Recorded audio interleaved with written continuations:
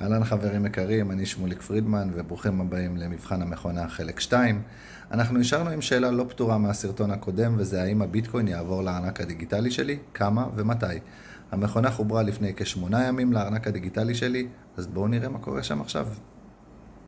אז שנייה לפני שאנחנו נכנסים אל תוך הארנק הדיגיטלי ולראות מה קורה לנו שם, כאמור בסרטון הקודם יצרתי אותו מאפס ויש בו 0 ביטקוין, אנחנו ניכנס עכשיו שוב אל האפליקציה, ואנחנו נראה כמה בעצם ביטקוין נקרא עד עכשיו. אז מה שנקרא עד עכשיו, 17/8, 0.00115 ביטקוין, שמוערך בערך ב$68, כמובן לפי ערך הביטקוין הנוכחי. אם אתם זוכרים גם בסרטון הקודם, ב-revenue yearly, בעצם ההכנסה החודשית, אם אני לא טועה, המספר עמד שם על אזור $2,600, עכשיו הוא עומד על $3,600, כלומר הייתה עלייה של ערך הביטקוין משבוע שעבר, וזה בעצם הציפייה שלנו. ככל שהביטקוין יעלה, ככה גם ההכנסה החודשית שלנו, גם הרווח החודשי שלנו, ובעצם כל מה שייכנס לארנק הדיגיטלי שלנו. אז מה שנשאר לנו לראות, זה בעצם האם הערך הזה, של מה שנקרא עד עכשיו, עברנו כבר את ה-0.001, שבה הטרנזקציה אמורה לעבור אלינו לארנק הדיגיטלי, האם בעצם זה עבר במלואו. אז אם אני נכנס עכשיו לארנק הדיגיטלי שלי, כמו שאתם רואים, הארנק הדיגיטלי שלי קיבל טרנזקציה היום, בסדר גודל של 0.00115, שזה בעצם אותו ערך מדויק של מה שקיים אצלנו בצבירה הנוכחית של המכונה. הרי התחלנו עם המכונה מ-0, וזה משמח לראות שזה בדיוק עבר כמו שהוא לארנק הדיגיטלי שלנו. עכשיו, איך אנחנו יכולים לבוא ולראות שמדובר בהעברה מפול קריאה ולא מארנק דיגיטלי אחר? הוצאתי פוסט בעבר שמדבר על קריאה בענן, שאחד מהחששות בקריאה בענן זה שזה בעצם עובר מארנק החברה אל הארנק הדיגיטלי שלנו ולא מפול הקריאה.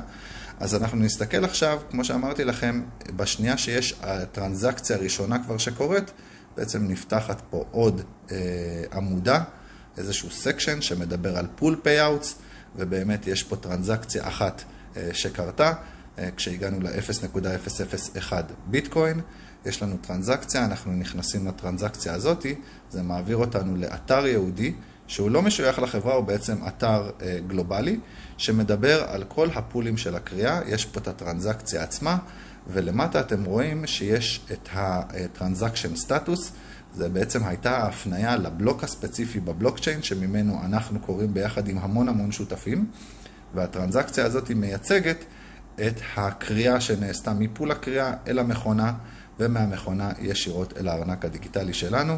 אז זה משמח לראות. ואם אנחנו חוזרים בחזרה לארנק הדיגיטלי שלנו, בעצם זה תואם לטרנזקציה שהייתה לנו היום. אם אני חוזר אחורה בחזרה אלינו, אני גם רוצה לדבר איתכם מעבר לזה על עוד שני דברים נוספים. אז קודם כל, בצד שמאל שלנו יש את האוזניות, שזה סוג של Help Center, שזה מרכז כל מיני שאלות לתחילת הדרך שלנו, כמו מה זה ביטקוין, מה זה בלוקצ'יין, איך בעצם דברים יהודיים שקשורים לאפליקציה עצמה, הקריאה עצמה, מה חשוב לדעת לפני, איך בעצם כל החישובים נעשים, איך התשלומים יעשו. כמובן הסרטון הבא שלי הולך לדבר על תשלום החשמל, ואולי אני אעשה איזה סרטון באמצע שיראה עוד את הצבירה לקראת תשלום החשמל. ואם אנחנו מסתכלים בצד שמאל, בצד ימין בעצם, אנחנו רואים שיש לנו פה גם Go to Support, יש לנו את ה-Profile Setting, ששם שמתי בפעם הראשונה את הכתובת של הארנק הדיגיטלי שאליו אני רוצה שהביטקוין יעבור. וב-Go to Support בעצם אנחנו יכולים לבוא ולפתוח שאלות, אנחנו נקבל תשובה בין אם באותו יום ובין אם למחרת. פה במקרה הזה אני ביקשתי מהם אישור לגבי המעבר של הביטקוין בטרנזקציה של 0.001. כשאני קראתי עם אחי את המכונות שלנו, המשותפות, אנחנו ביקשנו לקנפג את זה ל-0.01. אז בעצם הטרנזקציות היו שונות. כלומר, אנחנו יכולים על פי ההחלטה שלנו להחליט מתי אנחנו רוצים לבוא ולראות את הטרנזקציות עוברות. במקרה הזה, בשביל לבוא וליהנות מהגדלה משמעותית כל פעם בארנק הדיגיטלי שלנו ברמה היומית, אז 0.001, שזה בעצם הדיפולט, הוא דבר מאוד מספק, וזה באמת בשבע מכונות, כמו שאנחנו דיברנו ומעלה, מייצר טרנזקציות כמעט ברמה היומית. אז זה כיף לבוא ולראות את זה. אז הסרטון הבא שלי יהיה על תשלום החשמל ועל הצבירה הנוספת, וכמובן אנחנו נדבר גם על אופציות הבוסט למכונת ה-190 טרה-אש. אז אני שמח מאוד לראות שהכסף עבר כמו שהוא, הביטקוין בעצם, ונקווה שהביטקוין ימשיך לעלות, וכך גם בעצם הערך הדולרי בארנק שלנו. אז ניפגש בסרטון הבא. ביי.